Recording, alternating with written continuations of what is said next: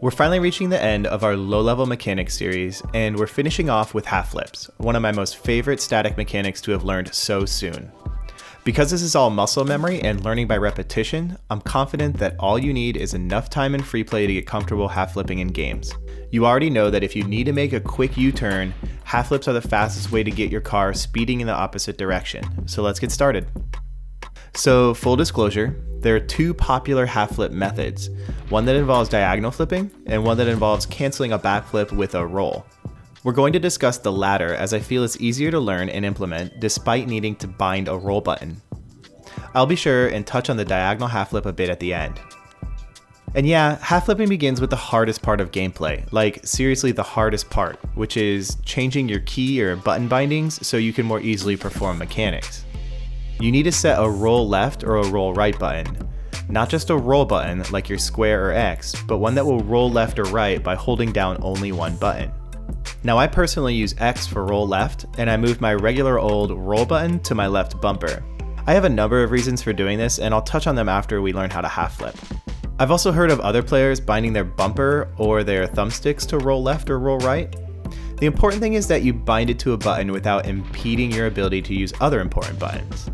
I'll have a video explaining key and button binding in the future, but for now, just know that when you see X light up on my absurdly large gamepad, that I'm rolling left. For those of you who use X to power slide, you can have multiple bindings for the same button, so something that's performed on the ground, like a power slide, can be bound to X at the same time that a roll, which is done in the air, can be bound as well. So let's get started. Hop into free play and quickly warm up by performing backflips. The straighter these backflips are now, the smoother your half flips will be. Now's the time to iron out any issues with your thumb not knowing how to pull the thumbstick straight back. It sounds easy, but there's a sweet spot that you need to nail, and the more precise you are now, the better off you'll be down the road. So now we're going to cancel the backflip by pushing and holding up on the thumbstick when your car is upside down. If you do this too soon, your nose will be too high, and if you do this too late, you'll dig your nose into the ground.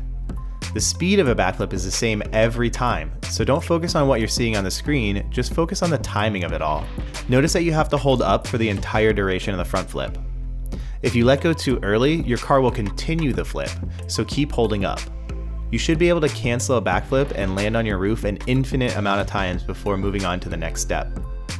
Finally, while holding up on your joystick, just press X or whatever your new roll left or roll right button is, and your wheels will be the first thing to touch the ground.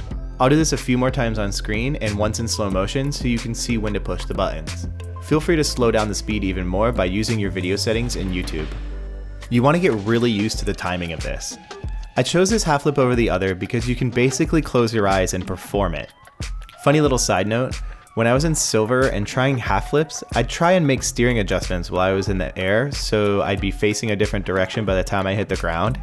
This obviously doesn't work, and it would get me so mad that I resorted to literally closing my eyes during a half flip so I wouldn't be persuaded to steer before I hit the ground.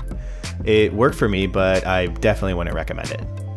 So riding up and down the field without ball cam on and doing half flips is great, but there's never going to be a scenario where you'll half flip with so much symmetry around you.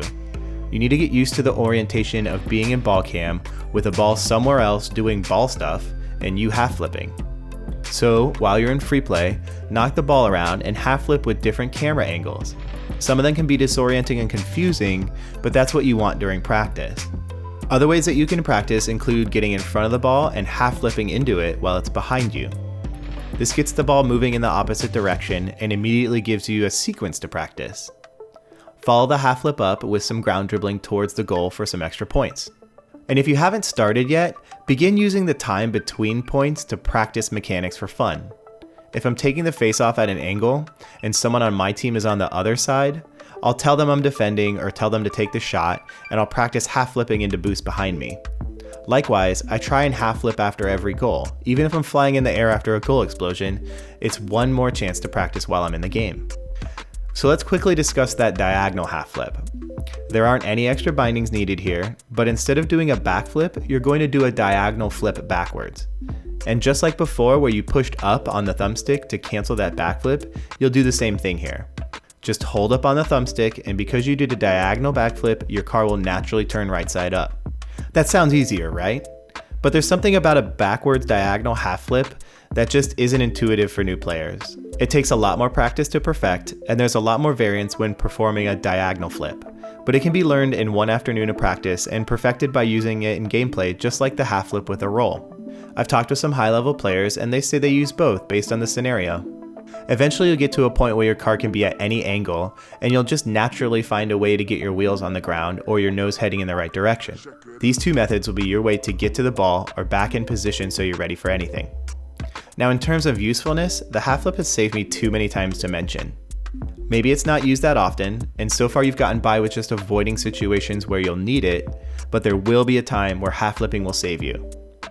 Maybe you'll use it to get back on defense in a 1v1 match and stop a goal that you otherwise wouldn't have been in position to stop. Or maybe you'll land backwards on a kickoff and you'll half flip quickly into a ball to stop a cheating defender from bombing it into your goal. If you incorporate half flips into the game, you'll find they have huge value and really help with playing faster.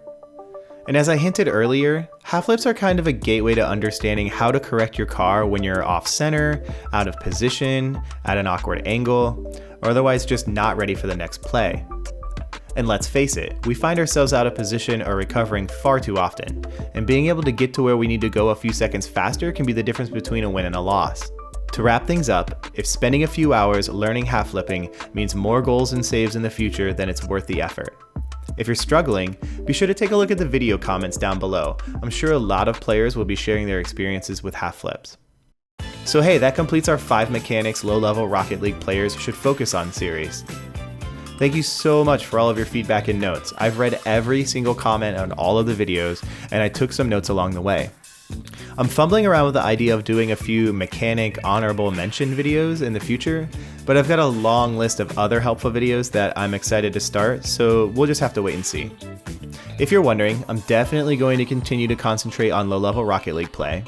I still feel as though there's a serious gap between players who are new to the game and want to take their play to the next level, and the champ level streaming that's all over the internet.